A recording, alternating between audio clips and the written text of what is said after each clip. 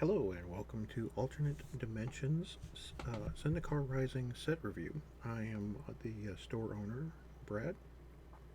In this video, we're going to go over the red cards from Zendikar Rising that I believe are going to have um, an impact in 60 card constructed formats, so particularly standard, pioneer, and modern. Um, So let's jump right in.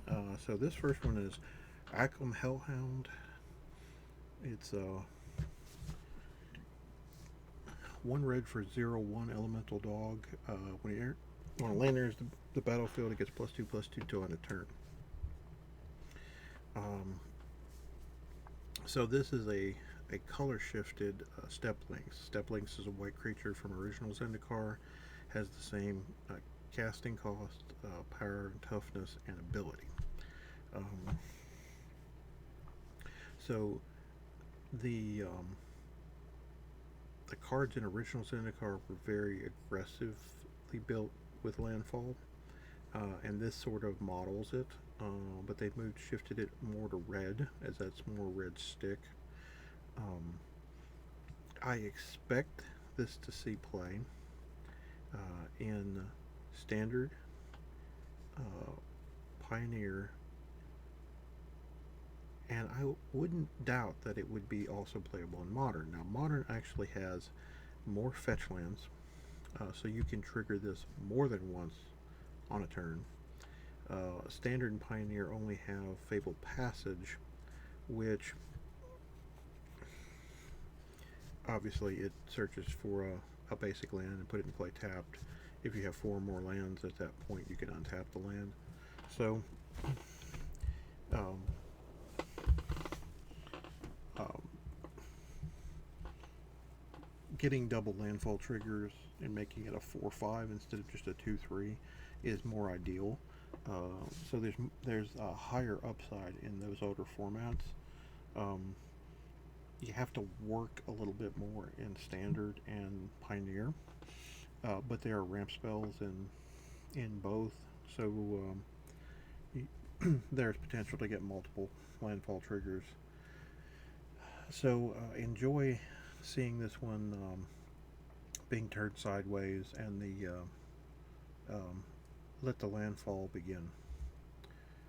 Alright, Ardent Electromancer. 3 mana for a 3/2 human wizard. It enters the battlefield at a red mana for each creature in your party. This is another one that triggers off your party mechanic. Now, this one scares me, and I will tell you why. So, there is fast mana, which is used to be a thing in the color black, and they shifted it to red about a decade or so ago, maybe a little longer. I guess it was a little longer at this point. But when you can cast a creature and you get its mana, basically you get to cast it for free, and then you have the ability to cast another card. There's some power level issues. Burning Tree Shaman is a card that has seen both. It saw standard play in its day. It sees pioneer play currently. It sees modern play, and it's a hybrid red-green mana. Two hybrid red-green mana symbols for a 2/2, and it enters the battlefield. You add a red and a green to your mana pool, so it's basically free. You basically are putting it into play and you can chain multiple of them. So,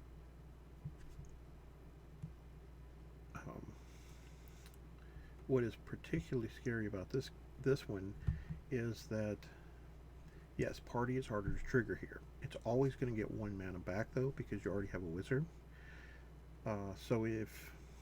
And warrior is going to be another one that's high up on the red creature list in this format. So you're getting a 3/2 for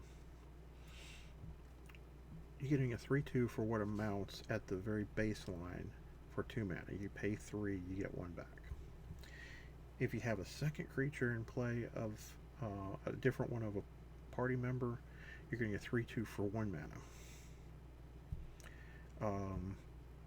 And if you happen to have the third, you're getting it for free. And if you have multiple of these in hand when you're getting them for free, you can plop multiple of them down. Now, where that scares me is not necessarily in standard, because I don't know how many we'll have. Well, actually, there's a creature in the stack that actually makes this painful because it's a 3 mana creature. Oh boy. So there's some creatures in Magic history that give all your creatures a bonus and gives them haste.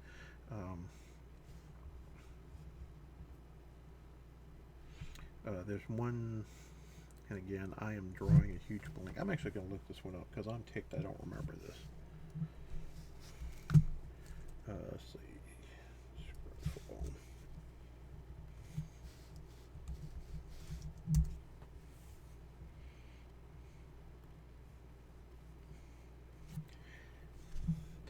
So there's a creature from Oath of the Gatewatch, another Zendikar set, called Reckless Bushwhacker.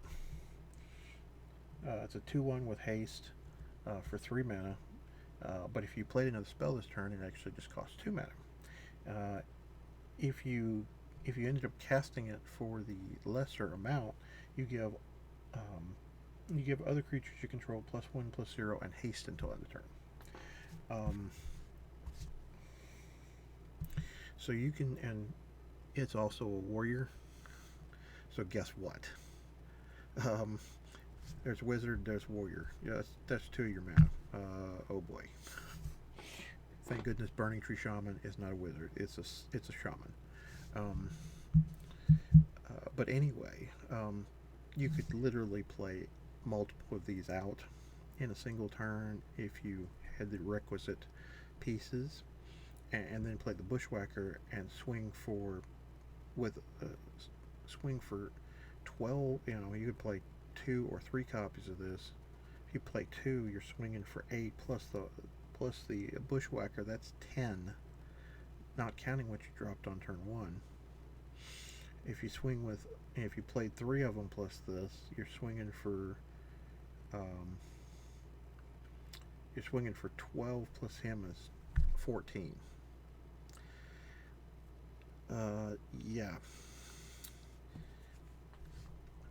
Even though party is a fragile mechanic, this is one I'm afraid of. Mark that one on your calendar. Alright, Cinderclasm. 2 mana instant with kicker red. Deal 1 to each creature, or if it's kicked, deal 2 to everything. So this lines up as a cheap weenie board wipe in red. It's had this effect a lot previously. Sometimes it deals it just to your opponent's creature, sometimes it deals it to everything. So the biggest thing you need to know is if there are some super quick, low to the ground aggressive decks that most of their creatures are 2 toughness or less, you're probably going to be using this card in said deck, particularly mid-range control decks. Ramp decks are probably going to want Storm's Wrath, but because it deals 4 and it's only 1 mana more. But other ones might use this. And again, it's a kicker card for cards that trigger off that, if you're in the market for that. Alright. Cleansing Wildfire. I did not expect to see a standard land destruction spell in 2020. 2 mana, sorcery, destroy target land. Its controller may search their library for a basic land, put it on the battlefield tapped, shuffle their library, and draw a card. So, Sinkhole was the very first land destruction spell printed, along with a couple others, in Alpha.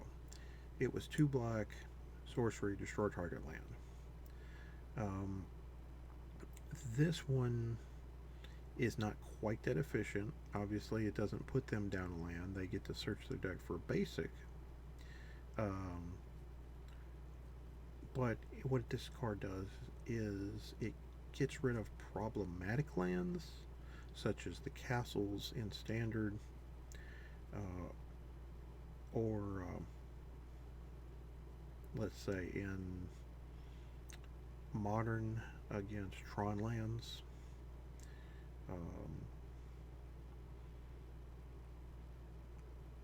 And there's some other cute tricks you can do with it as well. So it gets rid of problematic lands if you're in red, and it replaces itself. So,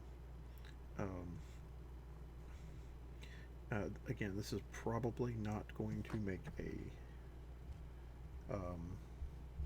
a constructed deck's main 60 cards, but I could see this card making some number in a 75.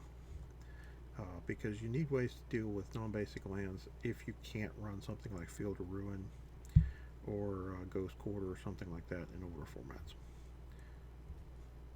Alright, Expedition Champion, 3 mana, 2/3, and he gets a bonus as long as you control another warrior. So,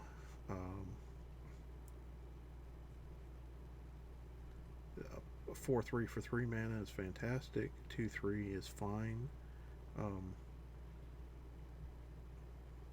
Again, not sure if a tribal warrior deck is going to be good enough, and I think this one's still a little underpowered.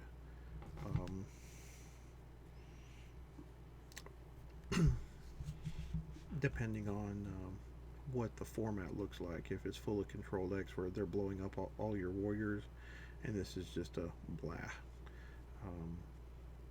If it's a deck where they're not interacting with you directly, they're swinging big creatures and you can go about doing your thing, then he's fine. But I put him in the limited camp. Fireblade Charging. 1 red for a 1/1. As long as he's equipped, he has haste. When he dies, deal damage equal to its power to any target. Excuse me.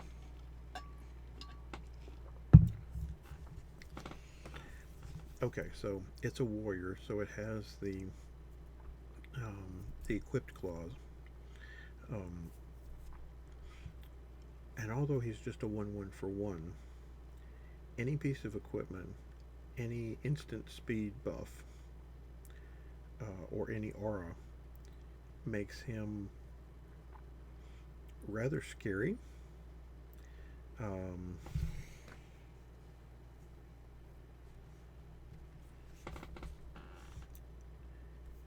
And he's certainly threatening if that happens. I think warrior-based decks will want him. I think low-to-the-ground aggressive decks will want him, just because if you block him, he gets to shoot anything. Planeswalker, creature, player. So this is definitely something Mono Red wants on top of Warriors, equipment-based decks.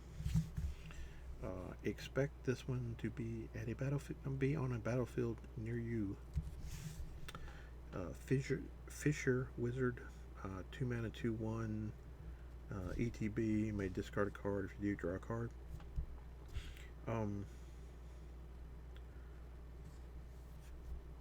It's a fine creature. Cycles some shaft. Fits more in a limited deck where you need to discard something that you can't play right now to dig deeper, etc. Not really excited for its standard playability, but we've seen some odd creatures make play, as long as there isn't a ton of broken stuff. Gomafata Vanguard. 2 mana, 2/2, a human warrior. When it attacks, um, target creature opponent controls with power less than or equal to the number of warriors you control can't block this turn. So this is this is another one that goes into a tribal warrior deck. Keeping opponent's creatures from blocking is very key for the aggro decks. Whether you're doing an aggro on aggro mirror, or if they think they've stabilized with a couple of big creatures and then you go, no, I can run past you anyway with all these guys. So if there is a deck that is primarily warriors in standard, making your opponent's blocks very difficult or dang near impossible is definitely something Red is in the market for and will fit well there. It's also an excellent card in limited particular draft when you draft a bunch of warriors. Blocking, you ain't blocking.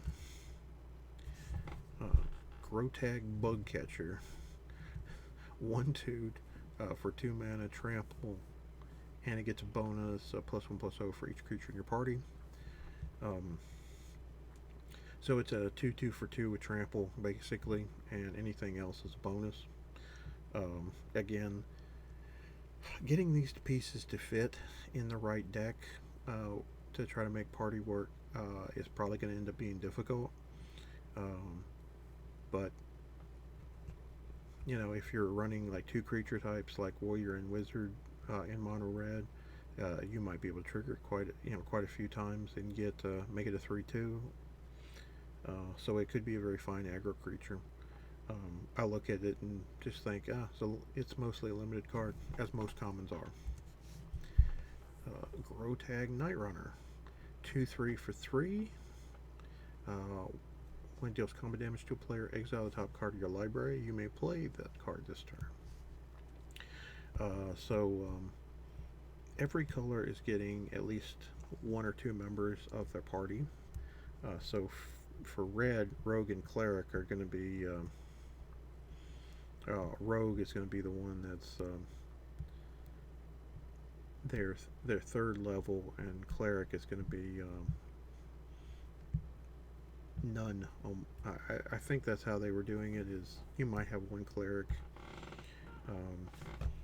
but more than likely you're going to have to splash another color for those. This ability is actually perfectly fine. Getting extra cards is great for red. Notice it says you may play this card, so if you flip a land, you can use it. I doubt this has constructed playability. Red wants to usually be ultra aggressive, and if the creature doesn't fit the ultra aggressiveness, they're not going to try for card advantage. So this one's probably out.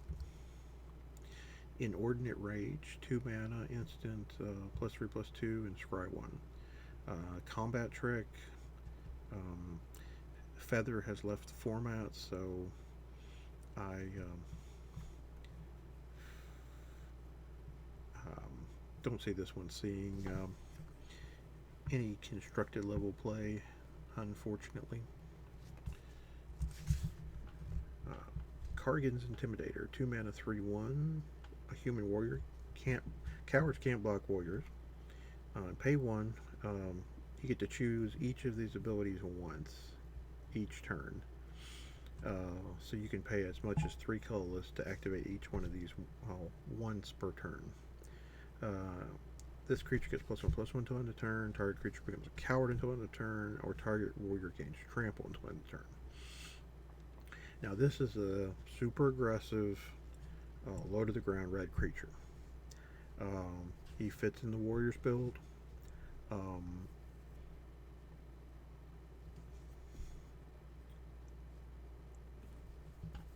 He's got 3. He technically has 3 relevant abilities, as well as the cowards can't block warriors.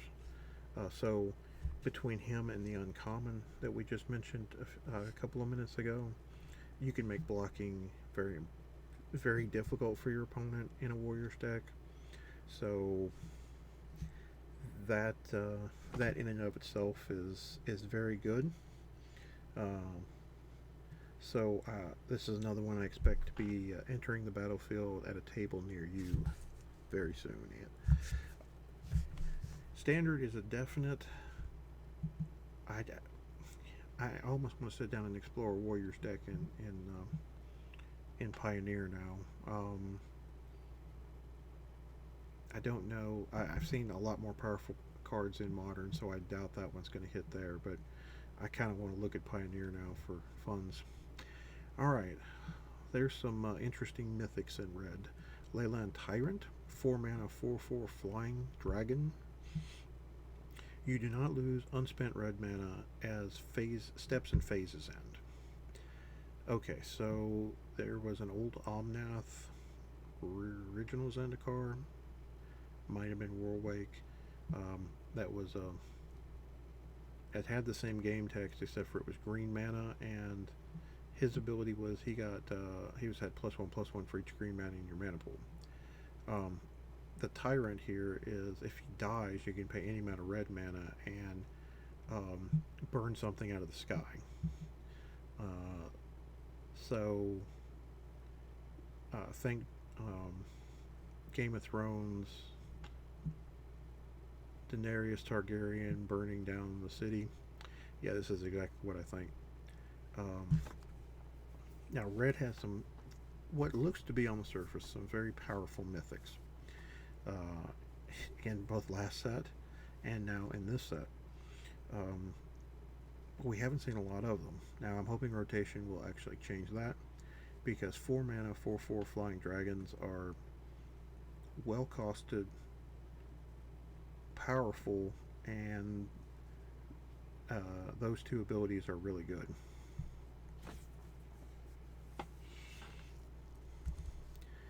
Magmatic Chandler, 2 mana for a 1/3 human wizard. If you have 4 more instances and/or sorcerers in your graveyard, this gets +3/+1.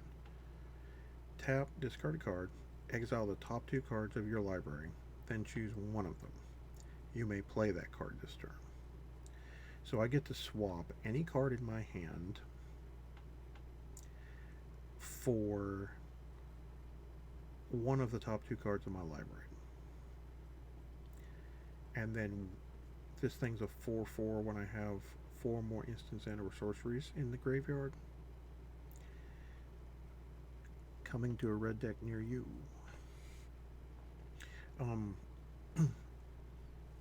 Yeah, if you're more spell based, this thing is an absolute beast as far as the bonus. Even if you're not, and I know a 1/3 is not what red is normally looking for, that activated ability to dig through your deck, find what you need. Oh, I'm short of land. Let me discard one of these spells that I can't cast right now. Exile the top 2 cards. You pick the land, you play it this turn. It helps with so much, and then it can become a 4. It can become a 4/4 on cue. Now this is another one that is can be primed for some eternal play based on the fact that because of both of its abilities combined and the converted mana cost. Yeah, I'm going to enjoy digging out of a hole with this one and then turning it sideways after I've dug out of the hole. Molten Blast. So this is a braid that costs 1 more mana and deals 1 less damage but hits a planeswalker. Limited. Moving on. Alright, here is the another one of the red mythics. Morog, the Fury of Occam. 6 mana, 6/6 legendary Minotaur Warrior. Each creature you control gets +1/+0 for each time it is attacked this turn. That's a big red flag. Landfall. Um, if land and ETB, if this is your main phase, there's an additional combat phase after this phase. At the beginning of that phase, untap all creatures you control. So I can have multiple attack phases, and every attack phase they get bigger. Where do I sign? Um,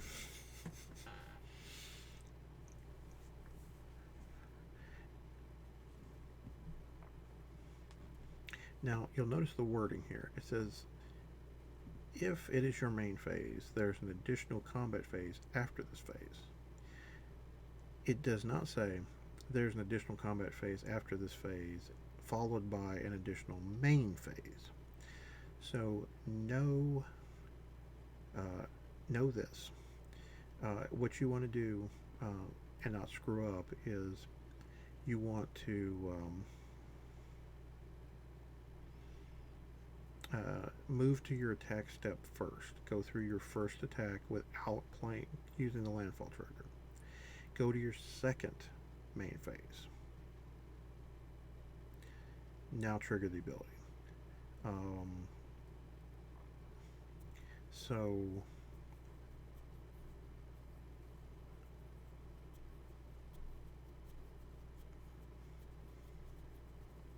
then you'll get a second combat phase. But after the second combat phase ends, it doesn't go back to your main phase. I think that was done so that you can't loop it to death, and you'll only end up getting 2 attack phases.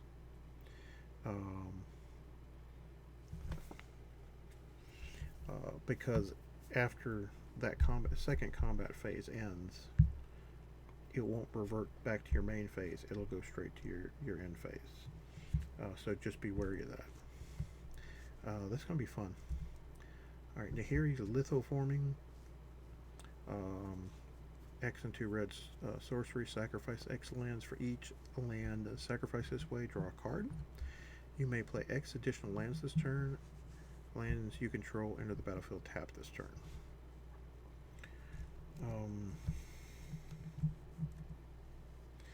So I feel like this card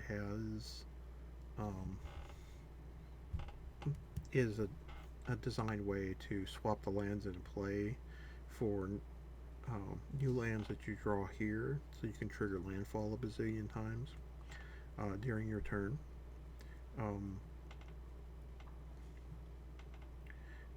Now,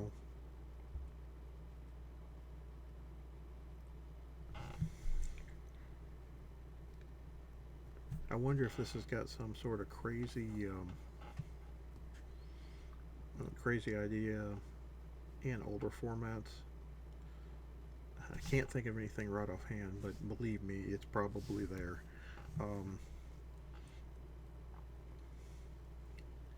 So, um,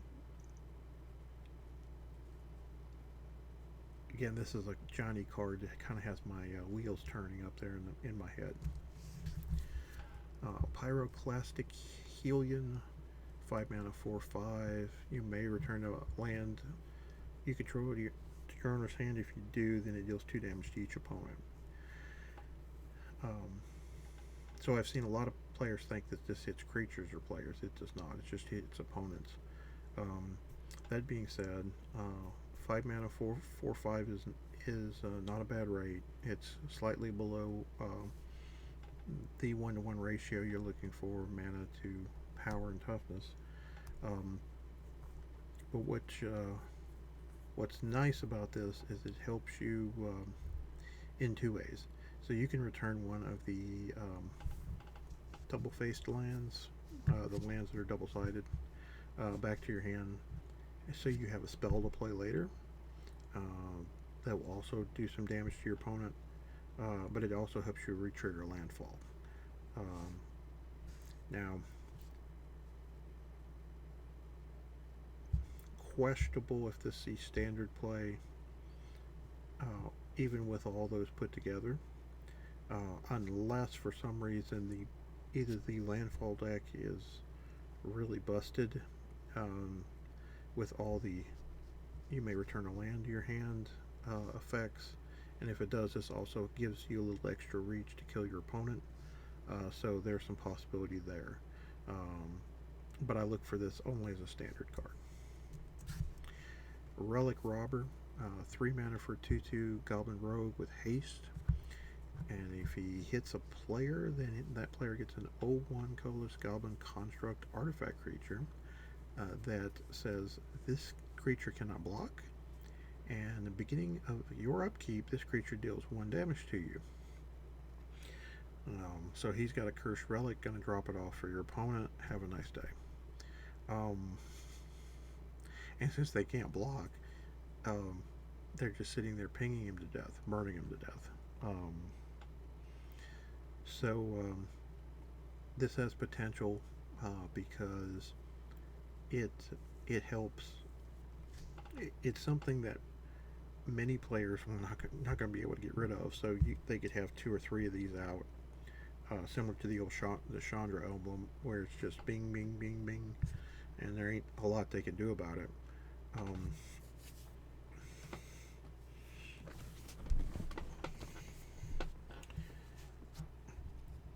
So this might see some standard legal play. I especially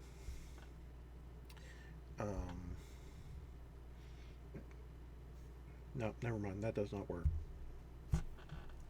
Caught myself before I said Torbrand, but that's a red source, and the artifact creature is not a red source. Moving on. Rockslide Sorcerer, 4 mana for 3/3 wizard. If you cast an instant, sorcery, or wizard, it deals 1 damage to any target. So unless there is some busted wizard deck that I have not seen or floated around in standard, I don't see this one seeing play, but it's an amazing enabler in our build around card in draft. If you're on the Wizards build, because that can be a lot of damage. Royal Eruption, 2 mana, sorcery, common, 3 damage to any target. Kicker has 5. If the spell was kicked, it does 5 instead. So this is a fine removal spell. Sorcery speed does make it a little worse. The kicker option lets you deal with bigger targets later, or if you want to just lava axe your opponent, you're paying 2 more mana. It's like 6 in a red instead of 4 in a red, but flexibility is key there. Expect this to burn your favorite creature or player in a standard format near you. Alright, Roiling Vortex, 2 mana enchantment. Rare. At the beginning of each player's upkeep, it deals 1 damage to them. Whenever a player casts a spell, if no mana was spent to cast that spell, a Roiling Vortex deals 5 damage to that player, and for 1 red, your opponent cannot gain life this turn. So that second clause is where this is going to get real interesting.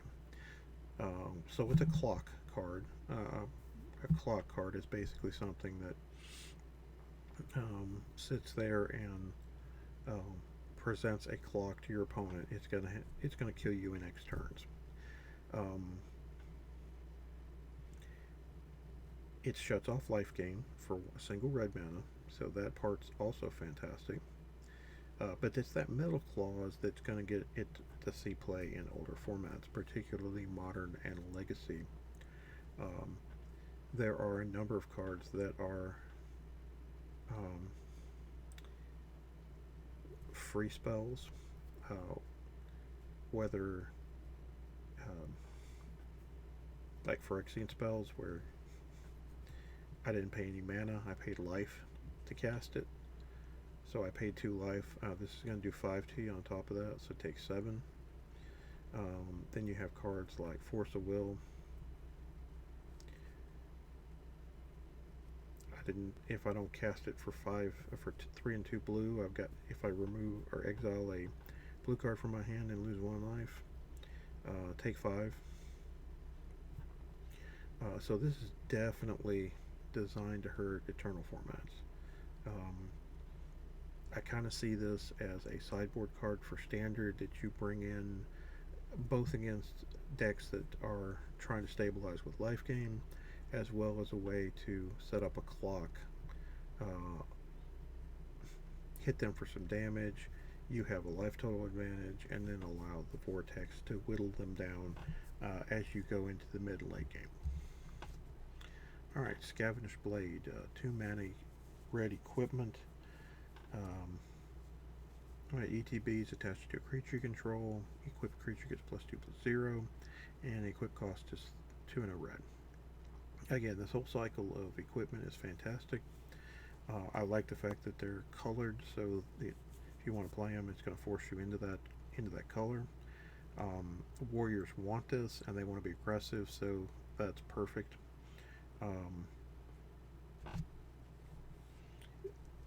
This one is more of a limited card to me, but I could absolutely see it seeing play in a standard aggressive deck as well. Scorch Rider 4/3 for 4, human warrior with kicker of 1 and a red, and if he enters the battlefield, if it was kicked, he gains haste till end of turn. This is not Scythics.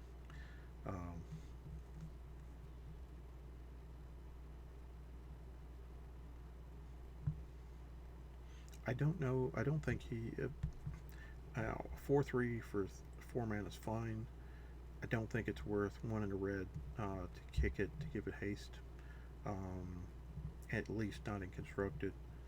In limited, I could see you kicking this, trying to get in for the last points of damage because your opponent can't block it, or putting this out because he doesn't have enough blockers and this is going to kill him. I don't see this one as a standard card. Shatter Skull Charger. This one I see as a playable card. So 1 and 2 red for a 4/3 giant warrior with trample and haste. He has kicker of 2. If he was kicked, he enters the battlefield with a +1/+1 counter. At the beginning of your end step, if this does not have a +1/+1 counter on it, return it to your owner, to its owner's hand. So what this does, there was a creature back in the second set that I played with, which is called Viashino Sandstalker from Visions. It was an uncommon, same converted mana cost. It was a 4/2, and it had haste.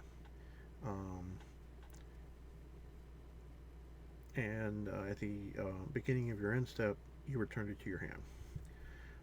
I played the heck out of that card, and there's been variants of that throughout the game's history since. So what Viashino Sandstalker does better than a lot of cards is it dodges a sorcery speed hate removal. So there were some cards back in Khan's block that had dash. So you could play it for the dash cost, give it haste, attack with it. If it was still in play at the beginning of your end step, you return it to your hand. And those cards were magnificent against sorcery speed hate. You'll notice that a lot of the removal spells in this set are sorcery speed. There aren't a ton of instant speed ones. So I could see this one's going to see play. Mono Red's going to love this card. They can hit for 4 on turn 3 if they want to. It also gives them another giant with Bone Crusher Giant. It's a 4 power for 3 mana, which is amazing. You can hit harder later in the game and not have to bounce it. But yeah, against certain decks, you're just going to want to pay the 3 mana, drop it into play, and start swinging. And you don't mind it being returned to hand because you're protecting it from all the sorcerer speed removal. Um, Depending on the format, this is going to be a great card. But giving the kicker and making it basically a 5 power for 5 mana creature with trample and haste is still really strong. So mono red and players enjoy this one. Shadow Skull Minotaur. So 6 mana for 5/4 with haste. Costs 1 less for each creature in your party. Again, this one falls under the limited format category, but definitely definitely an interesting card for that limited format. Sizzling Barrage, 2 mana for an instant, deals 4 damage to target creature that blocked this turn.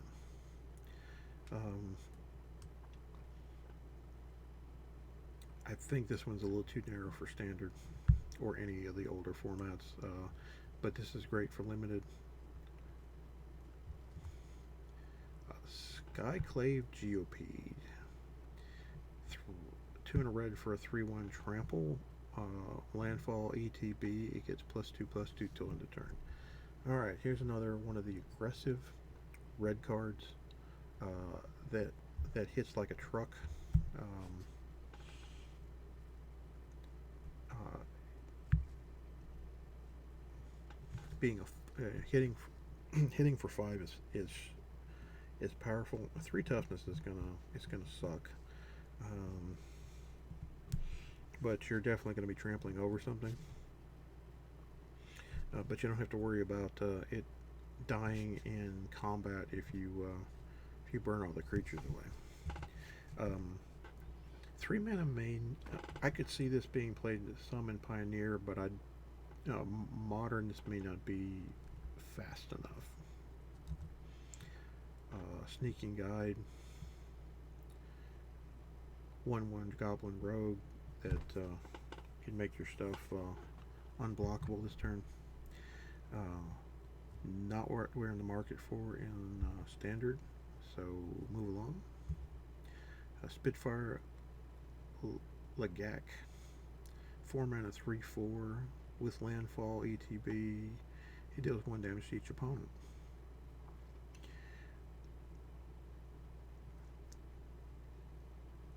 So again, more cards with reach. That when I say reach, in this regard, I actually mean damage to finish out the game, not as in the ability.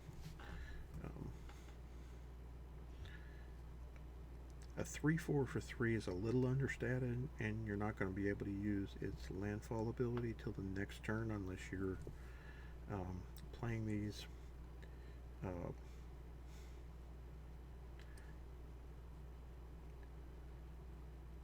If you're playing these a turn early, then it's really good. And the landfall deck, the red green landfall deck, is probably good enough to do that. So I could see this with a little standard play. Older formats is going to pass. And by the way, that's still a really good ability for limited too. So yeah, if you get that landfall deck, it can be nutty. Synchronized Spellcraft, 5 mana instant, deals 4 damage to a creature and then X damage to the controller, where X is the creatures in your party. Yeah, this is relegated to limited. We'll move on. Teeter Peak Ambusher, 2 mana 1/3, 3 mana to give it +2/+0. Again, another limited format card. A little expensive for both its ability and the 1/3 is a weird power and toughness for red creatures. I expect a 2/2 or something. Thundering Rebuke, 2 mana sorcery, deal 4 damage to target creature or planeswalker. This is another one that you will probably see with a little standard play. You can't point it at the opponent, But if you're trying to get problematic permanents off the battlefield, um, this one is good enough for that. May again, based on how the format shakes out, this may be only a sideboard card and not a your main deck 60. But it's definitely worthy of a spot in 75 based on the format. Thundering Spark Mage, 4 mana 2/2 ETBs. It deals X damage to target creature, planeswalker, where X is the number of creatures in your party. Buddy, you're not a. This is not a Flametongue Kavu. Quit trying to make new versions and just reprint the good one. Yeah, this is a fine limited card. It's at least going to shoot something for 1,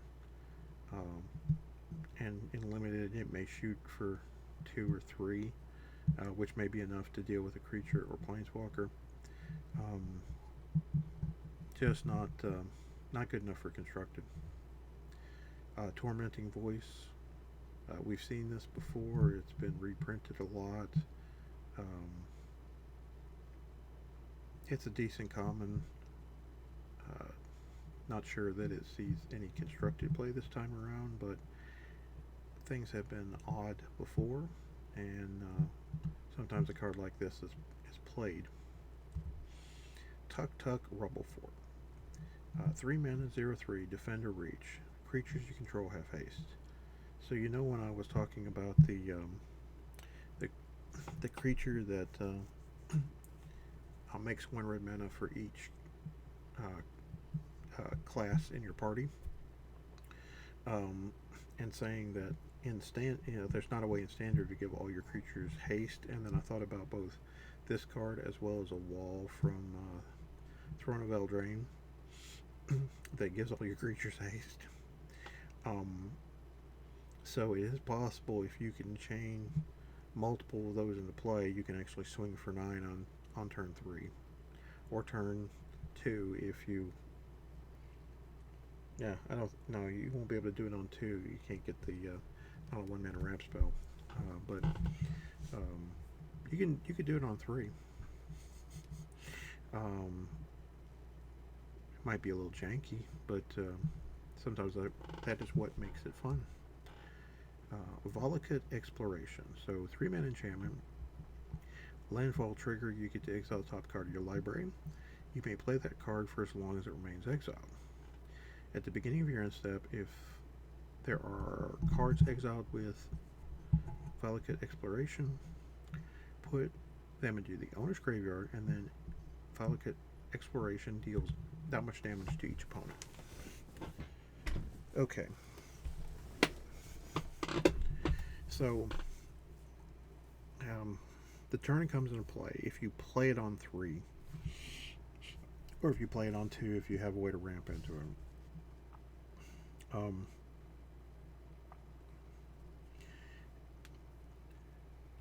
You're not getting the first trigger till the next turn.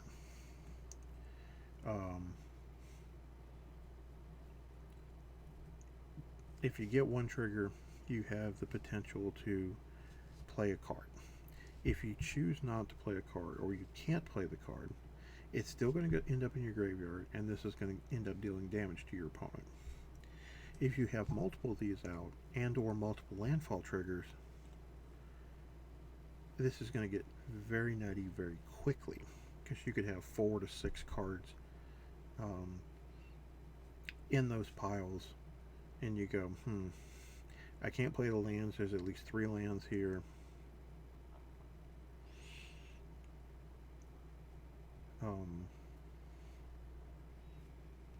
I'll just let them all go to the graveyard and deal 6. It also does to each opponent, so holy crap, Commander. This is sort of and this is obviously a powerful effect, right? You get extra cards with red, and if you can't play them, or choose not to play them, then instead of remaining exiled, they end up in your graveyard, and they get to deal damage. So they're going to do it one way or the other. So I think the card is fantastic. The question is, what deck does it fit in? Uh,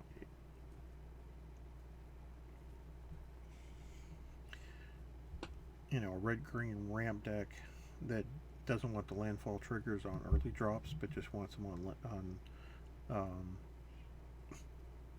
as they go up the chain with things like cultivate and um, some of the 4 mana ramp spells, etc. Um, yeah, you can do some damage. Again, it's also format dependent, but it looks like a fun card to brew with. Okay, so this is the one I have the biggest beef about is Wayward Guide Beast. 1 red for a 2/2 trample haste creature. So already I'm thinking this is fantastic. Except when Wayward Guide Beast deals combat damage to a player, return a land you control to its owner's hand. Okay, so I've played a number of decks in my history that don't want to play a ton of lands. The maximum lands that they want to play is like 3. And beyond that, that's it. The problem is, theoretically, you if you play this on turn 1 and you use a land to play it and you attack with it, it's going to hit the opponent unless they destroy it, and you're going to have to bounce the land you played on turn 1, which means you'll never have more than 1 land in play. I really want a Goblin Guide reprinted, which would have both helped with its price as well as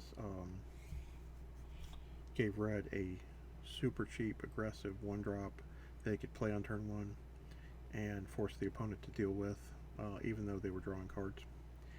Instead, we got this. Now, I have seen some decks in the last few days. They're playing a smaller number of these, and basically, playing them on turn 3 or 4, along with their other landfall creatures. With landfall creatures, aggressive ones, where they can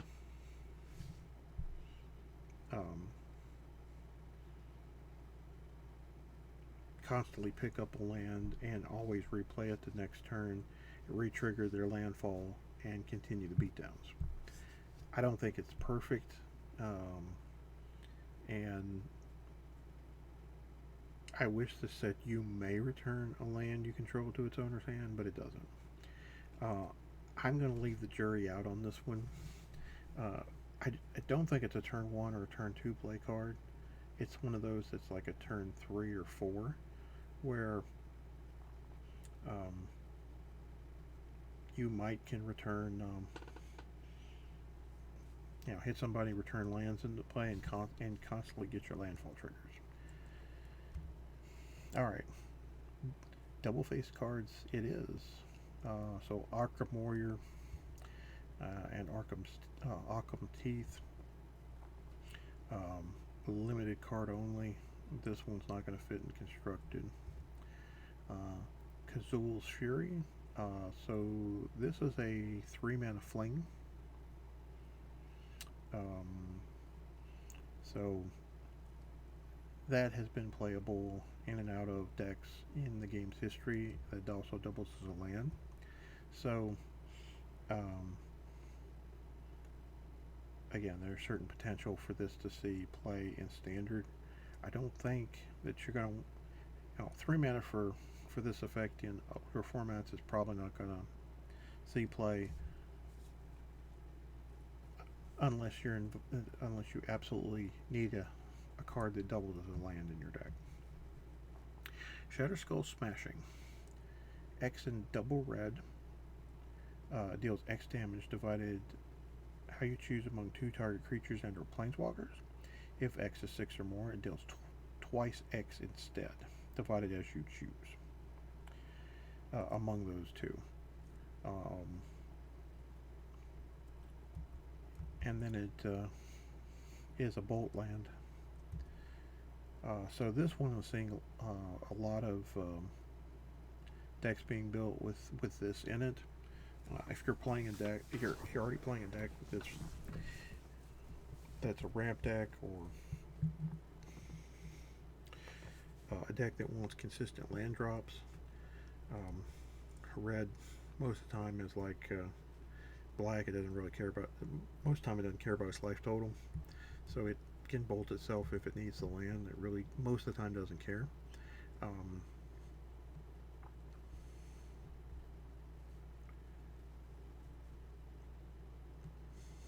Gaining having expel that can blow up to two creatures, two planeswalkers, or one of each is it's really good. Even though if it's basically a one red mana more expensive. And I've seen a lot of decks that are brewing with this because it doubles as a bolt land for itself if it needs it. Um, I like removal spells. I like spells that I can hit multiple targets with. Um, but I'm not perfectly excited by this. Song Mad Treachery. So this is Act of Treason that costs two more. That has a land piece on the back. I think that's going to be too much for constructed play. Spikefield Hazard. So one mana, do a point to anything, and if a permanent was dealt damage, it would die, exile instead, and doubles as a land on the back. You're probably going to see this one in constructed, um, just as a way to finish off a creature that they could potentially exile. Um, one damage is not a lot, but there are a lot of X1s that we've seen so far, and you know, messing with somebody's combat math, thinking, oh, this creature's safe by one, and then going, no, he's dead, or no, he's exiled, is great, and it also gives you flexibility. All right, Volkit's Awakening, 3 mana instant. Put any number of cards from your hand on the bottom of your library, then draw that many cards plus one. So this is an effect we've seen in Red's past. And Volkit Stormforge is the back. This is obviously a card that you typically don't want early. It's one that you want late. Let's say you drew 3 or 4 lands in a row. You don't need any more landfall triggers. You're not playing that style deck, etc. Then you can cast this, put all those lands on the bottom of your deck, and draw fresh 4. And that's perfectly fine. You hit clumps of land in certain situations, or you hit pockets of spells that are just terrible in this matchup, and you can't wait to get the sideboard, but you want to win this game before we get there. Getting rid of them and refilling yourself is great, and when you don't need it early, drop it as a land. Alright guys, that is going to be all of the red cards. I appreciate you joining us tonight. Uh, so again, I'm Brad. I'm the owner of Alternate Dimensions in Tullahoma, Tennessee. Our website is listed above adgaming.net. We have a promotional code at the bottom of the screen. Use 5th Dimension for 5% off of any order of $5 or more. Don't forget to click the like, the subscribe button, and hit the bell for notifications when new videos go live.